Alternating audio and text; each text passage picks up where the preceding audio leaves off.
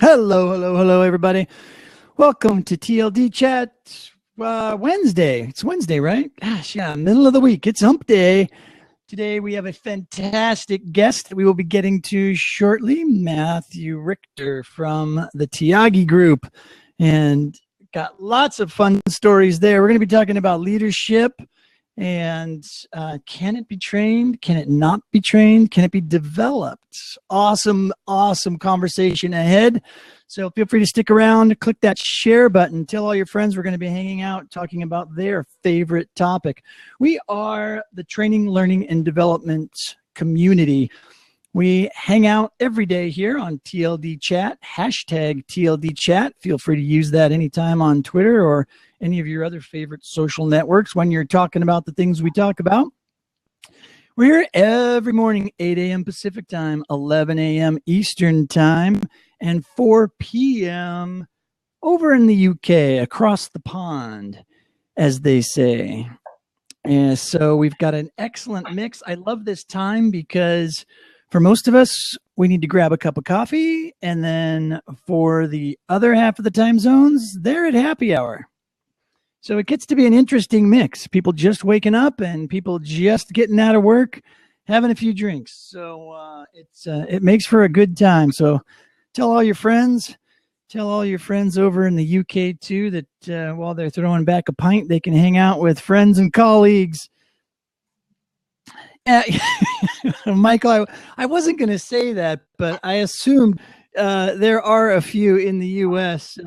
Tipping a few back as well. I love this group. Good to see you, Mike. Craig, good to see you too. Uh-oh, I hope it's not that kind of day for you, Craig. Anyways, one last thing before we jump into our conversation today. We've got TLDC 18 coming up January 29th and 30th in lovely Phoenix, Arizona. We are going to be having a fantastic event, just 2 days, not the typical 2.5 days. Although, if we can get it, if we get a good idea or somebody wants to attempt like a workshop or something the day before or the day after, we are flexible enough to be able to attempt to accommodate that if all the resources work out. So, and no, Craig, Matt does not have a Twitter handle. We were just talking about that a minute ago. But you can just use the Tiagi handle. That's the group that he works for. So, yeah, so in Phoenix, we're going to be holding the event not at your typical conference center like a Marriott or a Hilton or a Hyatt, anything like that. No. Not us, not the fantastic TLDC crew. We're going and living on the edge and going to bring a new sort of informal, what I like to call geek chic feel to the L&D conference community. There is a fantastic co-working location that just opened up here in Phoenix. And actually, they're much more than a co-working center. They are a learning center, which is perfect for us, right? Because we're learning people.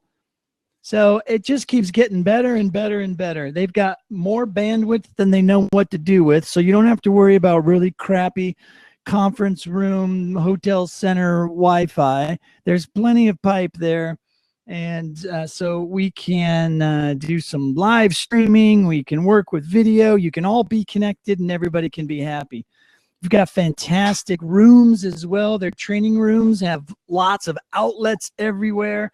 The tables have wheels and you can roll them around the room into different locations. And the walls are all whiteboards and the tops of the tables are even whiteboards. I mean, it's just cats and dogs living together. It's just the most beautiful space you'll ever hang out in.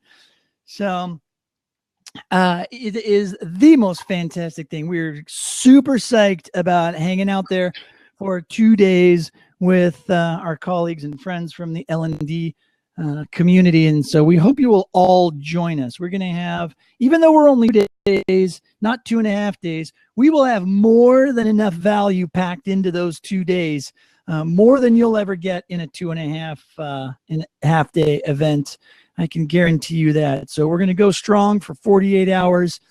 and be learning and sharing and helping to move everybody's career forward.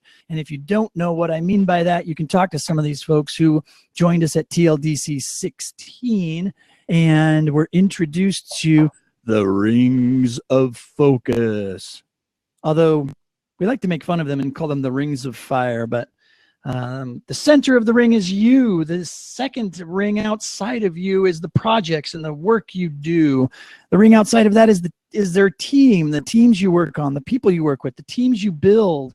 Outside of that is the organization within which you work. How do you work in the organization? How do you work with IT? How does your training group deal with manufacturing? How do you deal with your customers? How do you do external training? What are all of those pieces of the puzzle outside of your organization that you have to connect with? And then, of course, there is that industry ring on the outside and how we influence and learn from those around us in the industry. And that's what TLDC is all about. And those are the rings of focus. And without any further ado, ladies and gentlemen, our guest for today, Matthew Richter from the Tiagi Group. How's it going, Matthew? Hey, it's good. Thank you all for having me. Indeed, it's our pleasure. I hope the audio is coming through for everybody really very well, loud and clear, and that the stream is looking good. I moved into a different room. This was my old office a ways back, and I just thought I needed a change of pace. But I also forgot that this takes me one more room further away from the Wi-Fi. So I know I'm. Brett, I think there's a problem with the video. Did I freeze up? No, I just don't look like Brad Pitt anymore. I was going to say, all of a sudden you changed. I was going to mention how closely the resemblance was. You know, if I step back and kind of squint my eyes, I can see it. Yeah. I'm like Bruce Willis's older, younger brother. I love it. It's great. Hey, good to see everybody. Good to see Nancy, Sam, everybody in the chat. Thanks for hanging out with us, you guys. Anthony's here today. Sorry, Anthony, we're not going to talk vertical video today, but maybe we'll save that for a video Friday. Yeah, Bill's here too. Awesome. Good to see you, Bill. And Luis, fantastic. Got a good crew here today. So everybody, we put in some questions in the Q&A section, and I always forget to remind y'all, read a couple of those questions or all three of them, and pick your favorite that you think we should start with. Click that little up arrow. I'm trying to train y'all to use the features of this cool Crowdcast app we're breaking in here. So if there's a particular question you'd like us to start with first, go ahead and vote that sucker up, and that's where we'll start. I only see one vote so far, people. Have I already lost you? Are you already talking in the chat about other things? Maybe it's just taking a while to update. Sorry, I shouldn't be so harsh on my community. All right. Good numbers, good numbers. Thank you, people. Love it. Nancy would love to hear the latest. Thank you for writing the comment in there. Yay, somebody saw the comment button and typed something in. Fantastic. This is how we roll. All right, good deal.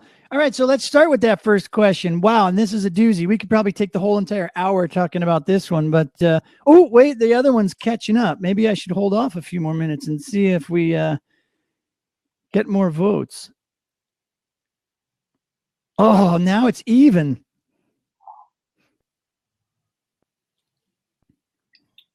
Who breaks the tie? I have no idea. I do. I mean, I always get to break the tie. All right, now you guys are just teasing me. You're just like switching your votes all the time.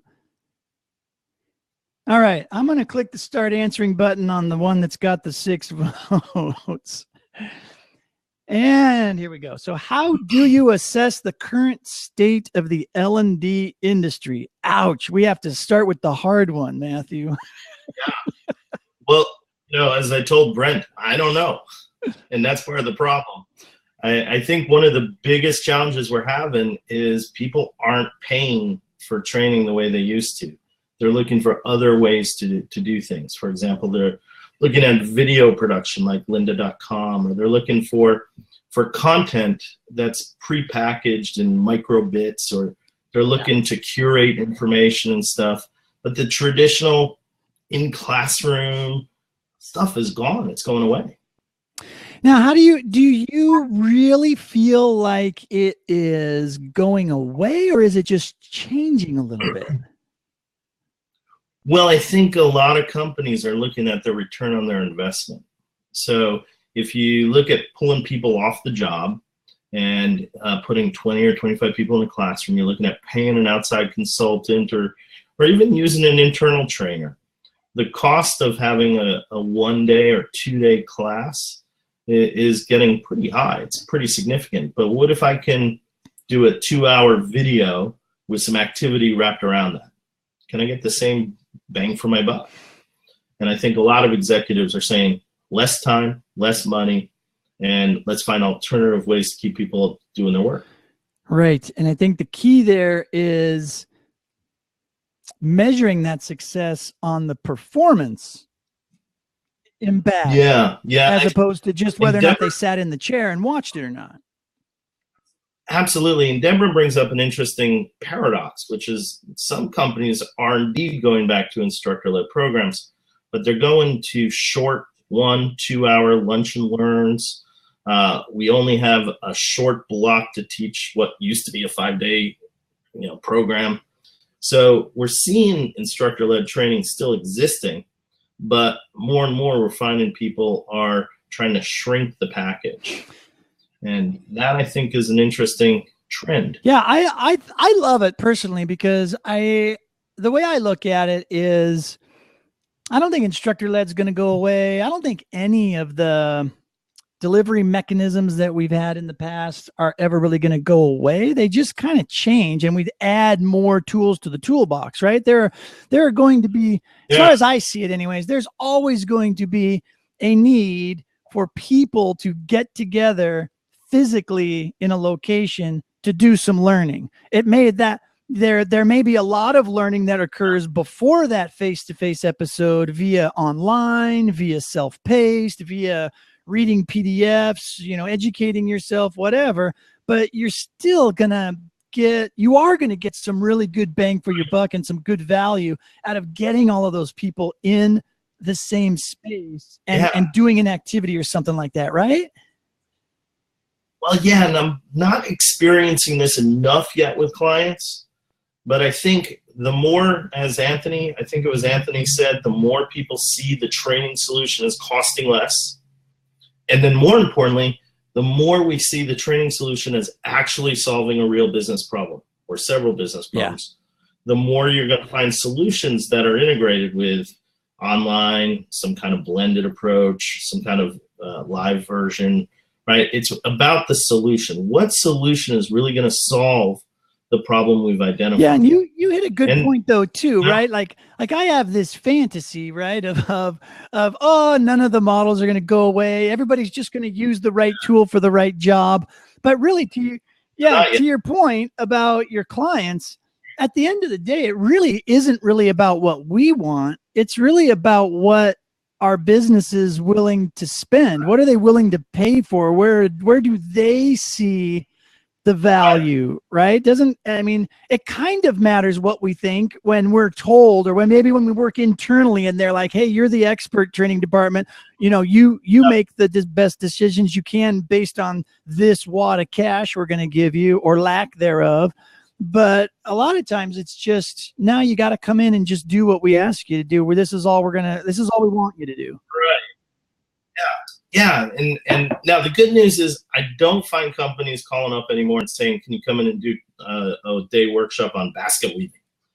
Right. That doesn't happen anymore. But, in the 90s, we used to get all sorts of weird requests for live workshops. Money was fluid, and people seemed to not care about solving problems that way. They didn't connect them to training, right? But today, you better show some kind of business value, or you're not going to get the job. Oh, yeah. Or they're going to hire someone cheap. Yeah. And how do you connect to that space? So So as a whole, I think when we talk about the L&D industry, right, and when I read articles on the current state of the industry and whatnot, they always come from different perspectives. I see a lot of, okay, what's the current state of L&D from a technology perspective, right? And everybody starts to talk tech trends and all that kind of stuff. And then there's what do we think it should be based on our instructional expertise and whatnot. And then there is, what is the business really doing? What is it they're willing to pay for? What is it that they're comfortable with? Those seem to be the three basic areas of perspective when we talk about the current state of the L&D industry. Does that sound about right?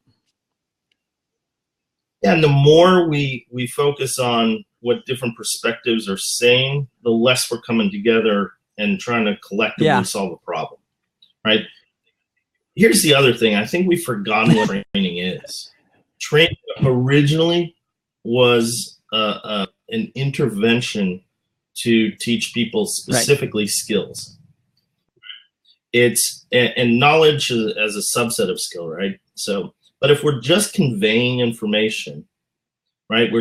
Here's a policy or here's a procedure that you need to just follow. There are all sorts of other interventions we can use, like job aids or emails or documents or meetings, whatever. Oops. I'm just doing some crowd applause, some approval for your comments. Oh, okay. I thought it was a coffee grinder.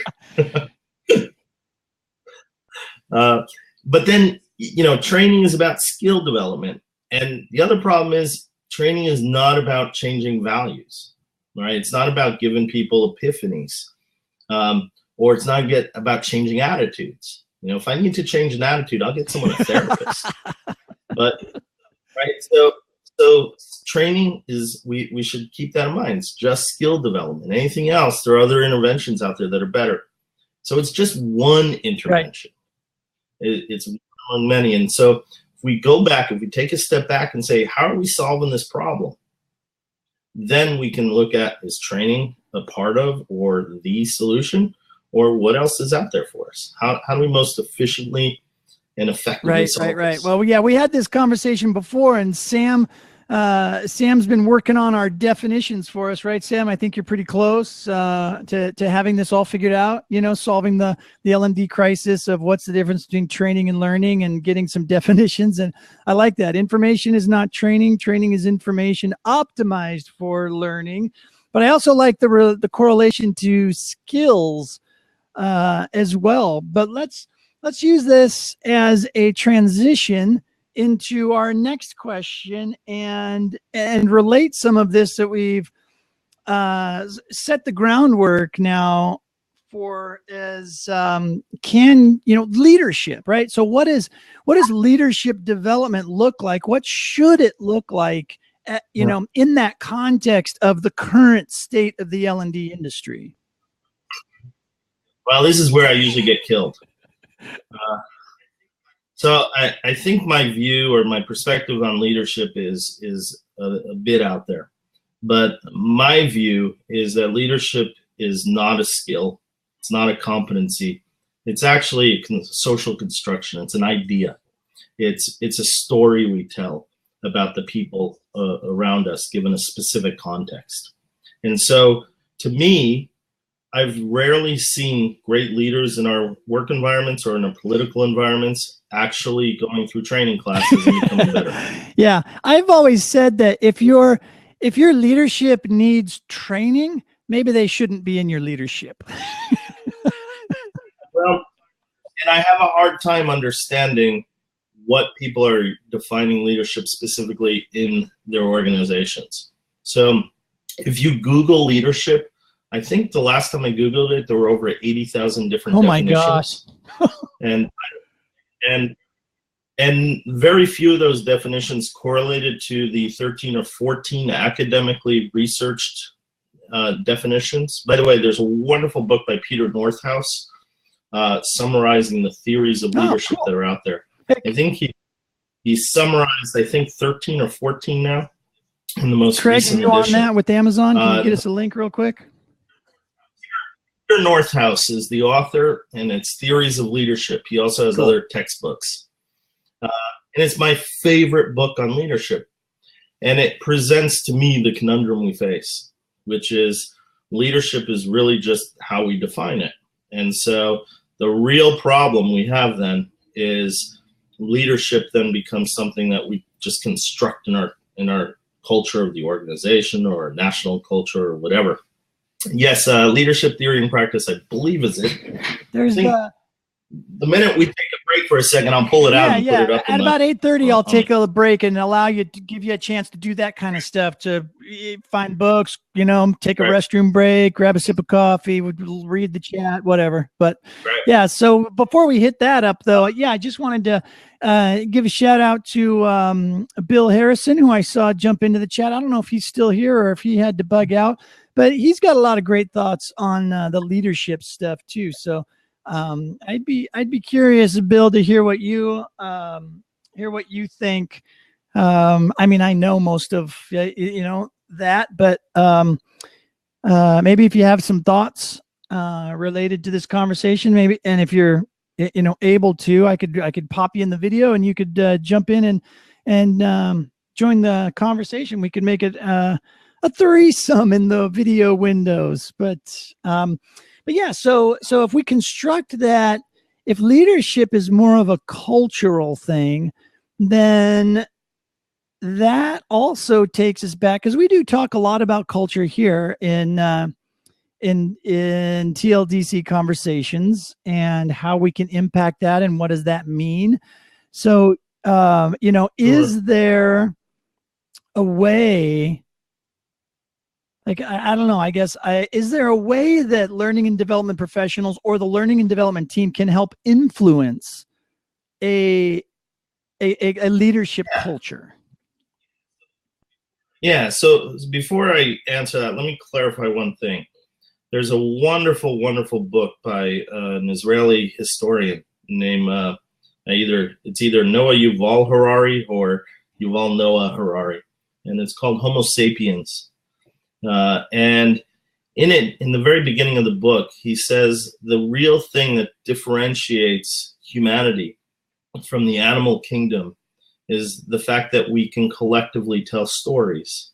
And it's these collective stories that we grab onto that help us make meaning around the world. For example, money is just a story we tell that we all agree on and the meaning behind it. Nations and borders and philosophical paradigms are all just collective stories that we agree on. Well, leadership is the same kind of thing. It's an idea. And we agree who's a leader. We agree who isn't a leader.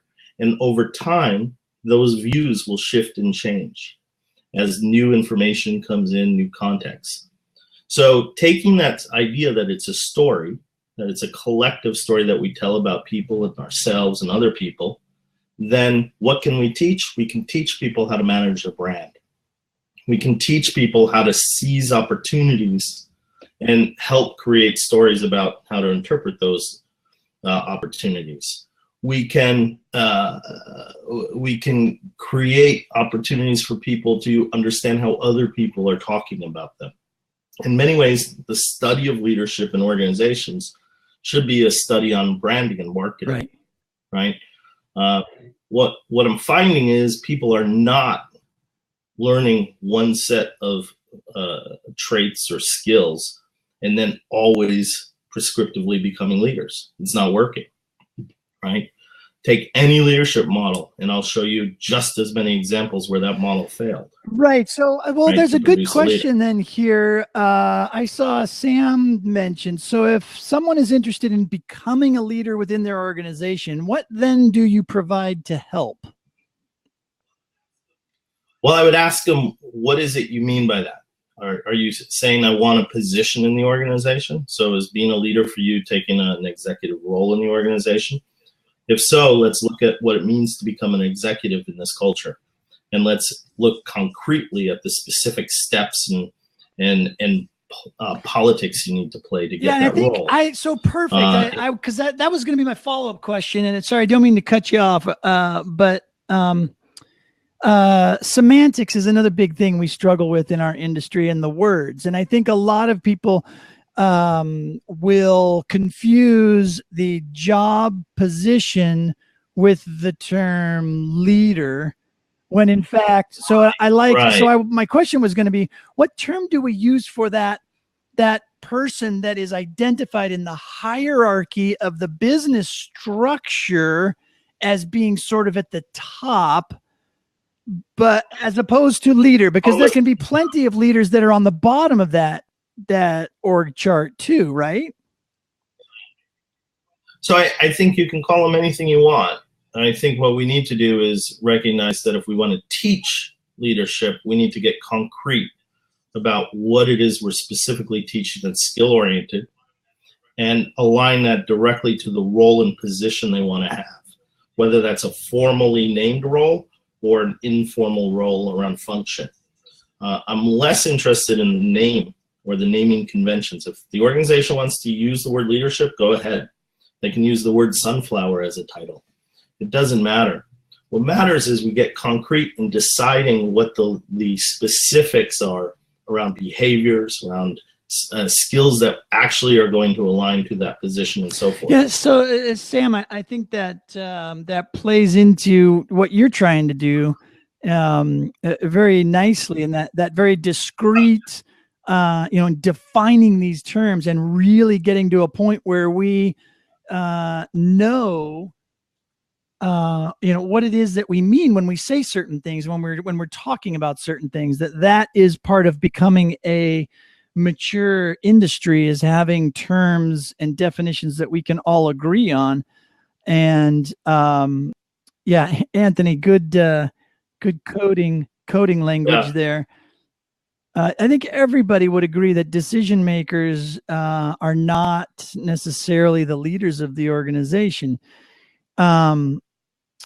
So anyways, this is fantastic. So I think this is a great direction for us to head in, and we'll spend the next 30 minutes maybe breaking that down a little bit more and getting into some more tactical, sort of concrete ideas that maybe some of the things that you've experienced inside of your client businesses, and maybe give us a few anecdotes about what works, maybe some failures, maybe some wins, and and how that works. But before we do that, I'll give you a chance to go look for that book if you want, or grab a cup of coffee, or just read through the chat and laugh at all these crazy people that are part of the TLDC community that all want to be sunflowers now. I think we're going to carry that meme for a long time. But anyways, while you're doing that, I'm going to bring I'll bring our screen share back up, and I'll talk a little bit more to folks. Hey, thanks so much for hanging out with us today, everybody. Really, really, really appreciate the kind contributions, both the sharing of your knowledge and your time with us in the morning, and also your financial resources. If you have a couple bucks, feel free to drop them in the tip jar.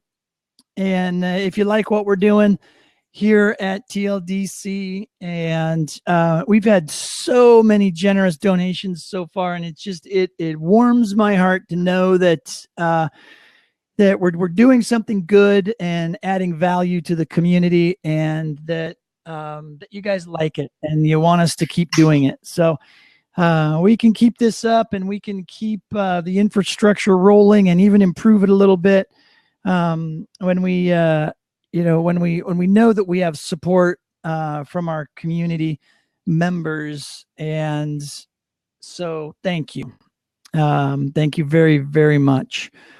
Also, don't forget, we're at that 30-minute mark, and if you want to hit that share button again and share it out to one of your favorite social networks, and just say, hey everybody, we're having a fantastic conversation with Matthew Richter of the Tiagi Group, feel free to share it out and let your friends know that, you can still get in on about 25 minutes of awesome conversation and learn something. Right? So this is professional development on a daily basis that you can use, tell all of your colleagues about, organize your team's professional development around the conversations we have here. and hit me up offline, and I can even make you a guest on the show, and you can have your own ideas and thoughts heard. It's a great way to promote your business, your company, your personal brand. You know, the things you know, the skills you have. If you're looking for work, if you want people to know what your current status is, maybe you're just looking for a career change, or you need to move across the country and you're looking for something in the industry. We have a lot of folks here who are very well connected and are awesome and always willing to help other community members. So the TLDC community is very giving, very gracious. And I've always said I wouldn't have stayed in this industry, despite the fact that Anthony might not think it's an industry. I wouldn't have stayed in it for so long if it wasn't for the great people that tend to gravitate towards this career, this profession, and the work that we do. So again, thanks all of you for hanging out and being a part of it and enjoying the conversation and sharing your genius. So with that, and without more adoing, I'll jump us back here and jump out of here and say, hey, we're back and we found the book. There we go. I don't know if you can read it backwards. Yeah, the video flips it back around, so it's all good. It may look backwards to you, but not to us. Okay. Cool. It's 7th edition, and he's up to 16 models that he summarizes and gives you all sorts of stuff, which is kind of cool. Nice. I think we got that in the link, and we'll make sure it's in the show notes too on the website. Yeah, that looks like a good one. I hadn't heard of that one before, so. It's a wonderful book, especially if you're trying to understand what the current literature summarizes. That's always the best part, to get that, to get that definition for sure. Oh, and I forgot to hit the done answering part there. So let's jump into this last question. So the Tyagi group is weird. I don't think it's necessarily weird. However, I do remember the very first time I met Tyagi. He was giving a session at an event. Oh my gosh, this must have been way early 2000s, maybe even late 90s. And he had his train whistle. Does he still have the train whistle? Of course, we sell those train whistles. You can buy them with our logo for just $800, or you can go to Amazon and get one without our logo for 42 cents. And get a Sharpie and just write Tyagi Group on it.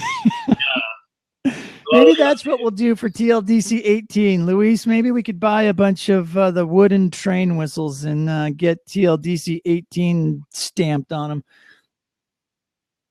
There is actually a story. It turns out someone, and this is probably apocryphal, but there was a story that someone dropped dead from the old whistles that we trainers used to use. And so train whistle shock people and give them heart attacks. So that's why we. Excellent. Well, yeah, you don't want to be killing off your trainers. That's for sure. You don't want to kill anyone. No, especially if you don't have liability insurance. It's crazy. It's a pain in the butt. But it's an interesting. If nothing else, it is a jarring yet soothing sound all at the same time. Yeah, and I don't know if it's different. I don't know how they carve that whistle and make that sound, but it's got volume, it's got impact, but yet it's strangely soothing all at the same time. And we still get ignored when we blow it. So, well, that's the way it rolls. So, all right. So you guys do a lot of work with a lot of different clients, and you help organizations deal with all of this stuff, whether it's leadership or training or improving their performance or whatever. You do all of these things. There must be some core values and some very basic core principles that you guys go off of to be able to provide all of this, right? Well, our first one, it's about the activity, not the content. We're very content agnostic. So our feeling is content is everywhere now, and it's our job to facilitate people using activities to reach a certain learning or business outcome. The content is just filler, right? So it becomes a tool for getting people there. So If we're teaching people how to deliver feedback, for example, we can use any feedback model. Who cares? But the activities we use are what's important for us. So we design activities and we leverage the content that already exists. That doesn't mean we're stealing content. It just means that if companies or clients already have stuff, we'll use it. If we have something, we'll use it. If they want something else, we'll make it up. But content development, That's interesting. And it is, you know, we always kind of knew this was going to happen. I think in the early days when everything started switching to digital, right? The training department still had to be the ones to create the content because people they just weren't used to creating content yet. But now I think you're right. Now we're at this point where we're just overwhelmed with content, right? I mean, there is content coming out of every device you've got sitting on your desk, every internet connection. I mean, you've got. There are way smarter people than me building stuff. And a lot of times it's really, really good quality content too, right? And you can get you know, in a lot of companies, there are some fantastic subject matter experts that also just happen to be extremely creative and talented at creating digital artifacts and content and whatnot. So why not take advantage of that? And why even have them create something fancy? So a lot of our activities, we can have them either asynchronously or synchronously act as experts and be part of the activity. So they're not having anything to write anything. We're leveraging them in a way that's. So one of our second principles is the best trainer.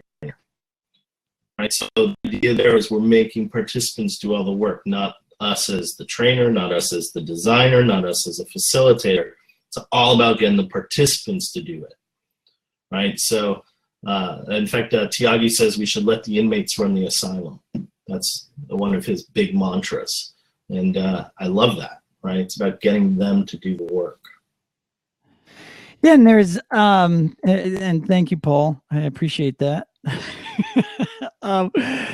Yeah. So, I mean, being able to facilitate them doing the work, letting the inmates run the asylum. I like that. But, I think at some point, the person paying the bill to allow that to happen might want us to use terms less perhaps detrimental to the business.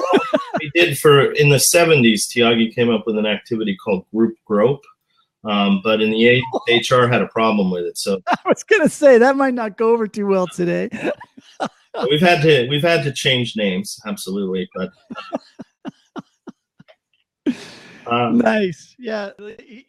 He's quite possibly one of the funniest stand-up trainers I have heard in a long time. So well, it's all good. Anthony, where are you going and why is it nighttime? Maybe it's something I said. It must be something I said. I think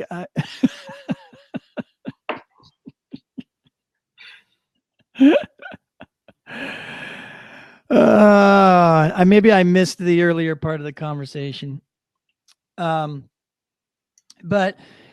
anyways, so what are some of the other things? So do you have a really good story of a epic fail? I mean, not on your part, but you watched a business try to do something counter to what you may have recommended, and it didn't quite pan out. A lot of times it's not anything epic. It's the simple things. So companies will hire us to design a training program. And then instead of using facilitators who can facilitate an activity, they decide to use managers or subject matter experts who don't do large group facilitation to run these because they want in-house people doing it.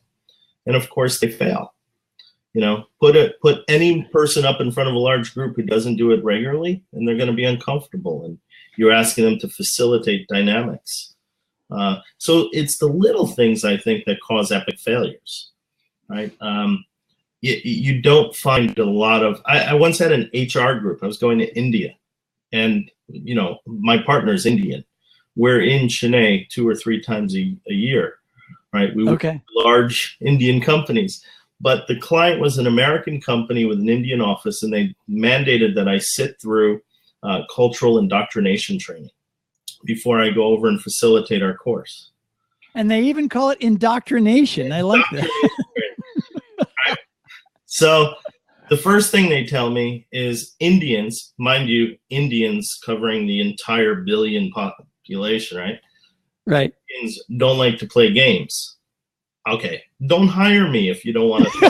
I was going to say, how did Tyagi come out of that environment?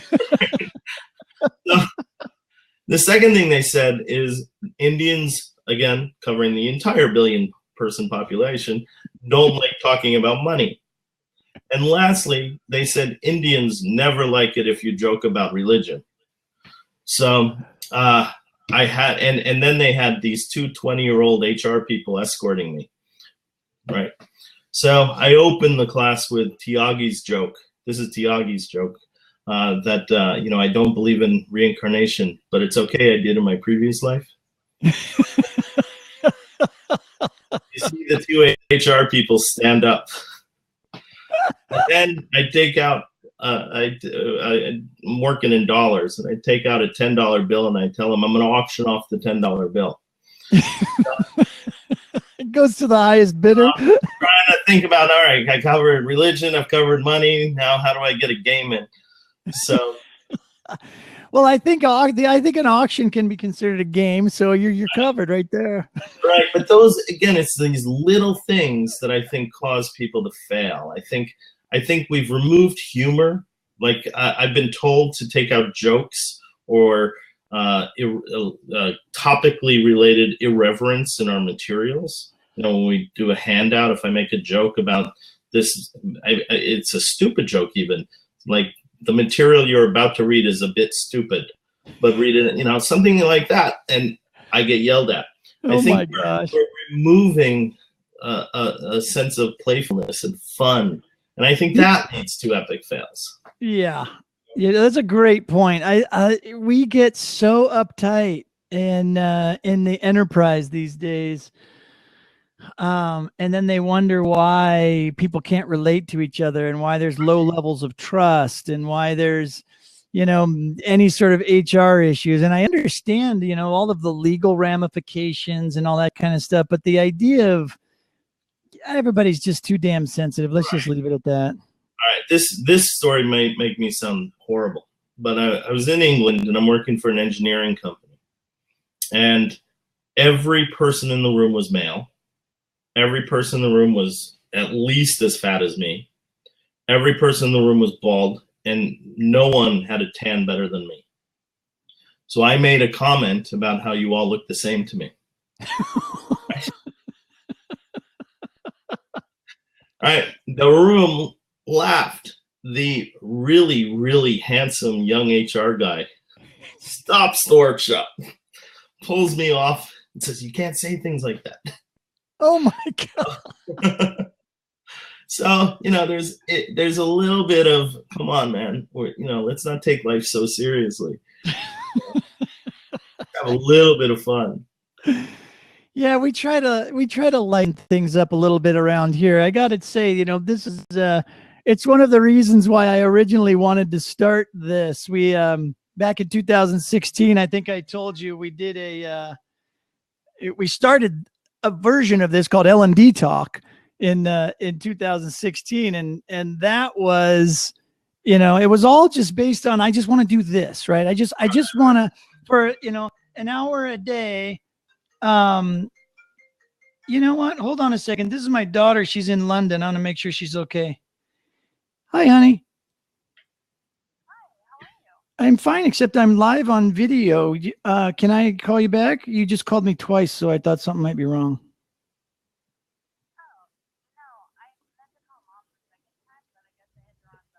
Yeah, ring mom up and then give me a call back if you still need me. Okay. Love you too. Bye.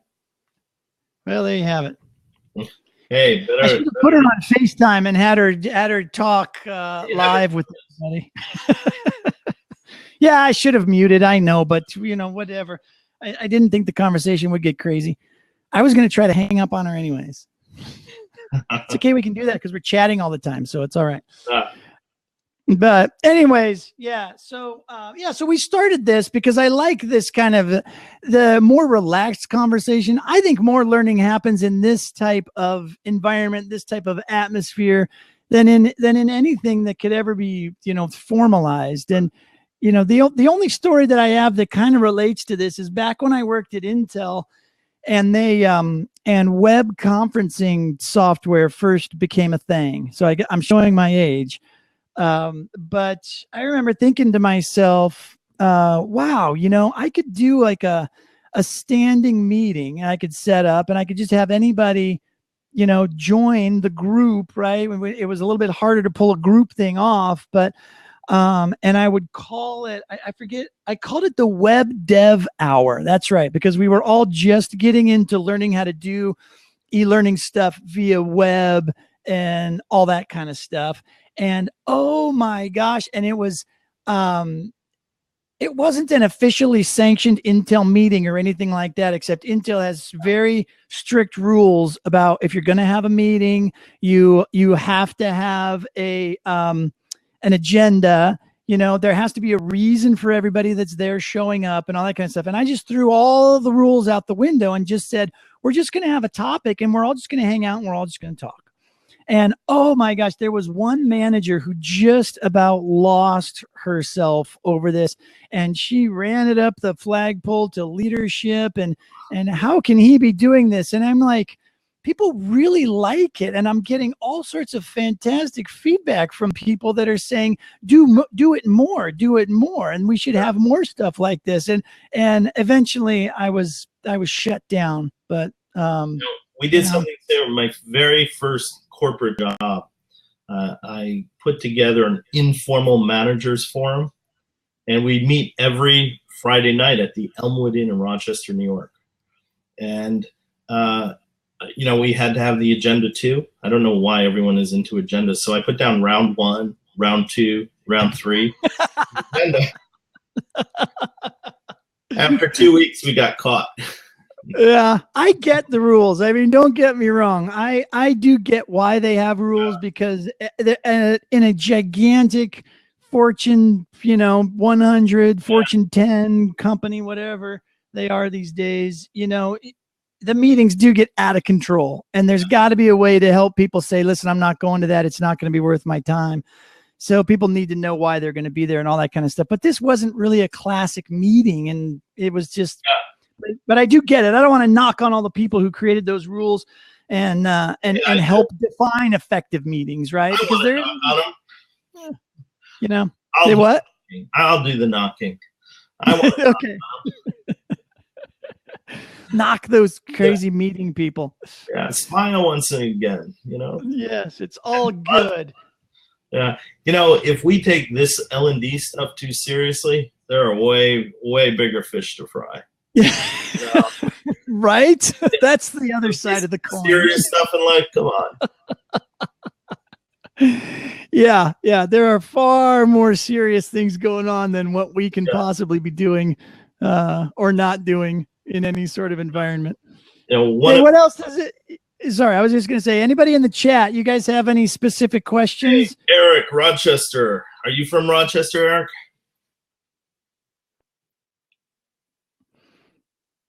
That's what I was going to say. Everybody should introduce themselves. I forgot to ask you to do that early on. I feel like tell us a little bit about it. Maybe. Yeah, maybe. I should. We jumped right into the questions. Why don't we do that real quick and wrap it up with who the heck is Matthew Richter and how'd you get to where you are? Well, I met this guy named Sam Rogers, and Sam taught me the meaning of life. By the way, Sam, if you don't know Sam, I think, correct me if I'm wrong, Sam, your new album just came out like this week, right? Everyone should go buy Sam's new album. It's fantastic. That's right. We should be pimping that. Everybody go pick it up. What's it called? Hey, let's get that into the show notes, Craig. So Sam's got the CD out. Excellent. Yeah. So tell us a little bit about yourself before we close it out. Okay, me? Yeah. There's not much to tell. I lived in Rochester for many years. I did all my schooling in Rochester at the University of Rochester. And I worked for many years while I was in school and met a girl, moved to San Francisco. About the same time I met a guy named Tyagi. I actually met Tyagi at a conference, an accelerated learning conference of all things. And it was before we had iPads and things like that, so we still would carry books, you know. And he said something totally wrong. And in the middle of the session, I'm a cocky graduate student, so I have to correct him, of course. Right? So I pull out the textbook and I show him how what he said is wrong, and he loved that and took me to dinner. And I've been with him now for 20 years. Oh my gosh. Yeah. Wow, 20 years. Your whole career with the same company?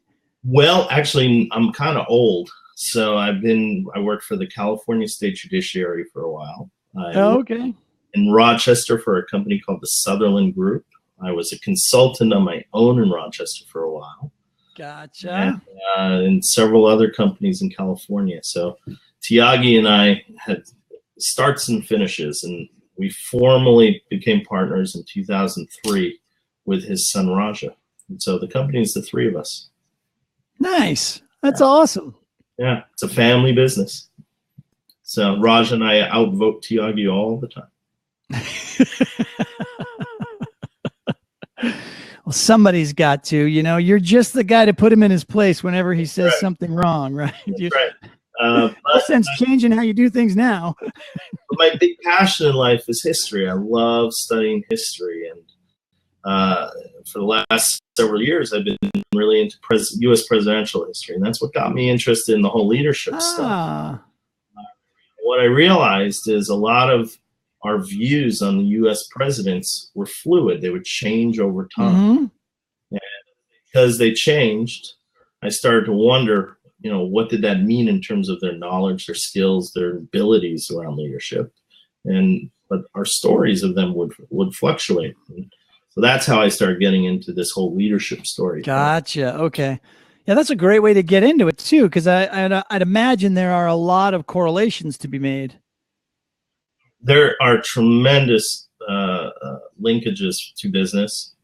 But more importantly, I think politics and history really inform how we think about these constructs like leadership, you know, because it's pretty black and white. We look at a U.S. president or a British prime minister or a French president as a leader.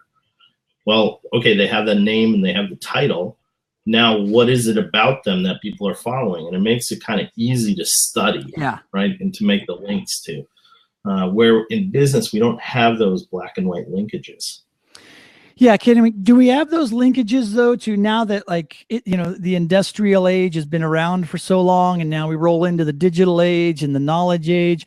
Can we look back on some of the corporate enterprise leaders and do some of that leadership correlation as well? I think Steve Jobs is a great example, because in the moment before he went back to Apple, people didn't respect him. People thought he was a jerk. They hated him, you know, and he goes back to Apple.